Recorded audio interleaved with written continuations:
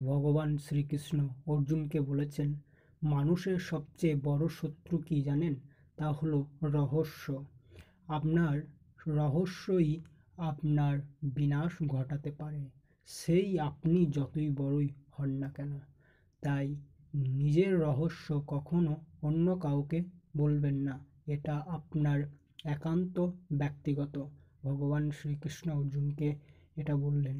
গর্ব, অভিমান এবং অহংকার, এই তিনটিকে আমরা অনেক সময় একই মনে করি, কিন্তু এটা আমাদের সবচেয়ে বড় ভুল।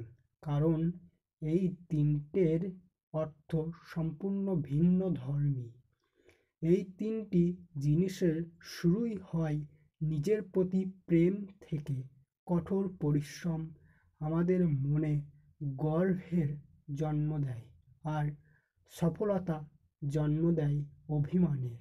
আর যখন তা অহংকারে পরিণত হয়, তখনই সমস্যার সৃষ্টি হয়। আর জেনে রাখুন, অহংকার কখনো মানুষকে ওপরে তুলতে পারে না, বরং অহংকার আমাদের ধীরে ধীরে ধ্বংসের দিকে নিয়ে যায়। ভগবান শ্রীকৃষ্ণ অর্জুনকে এই উপদেশ দিলেন।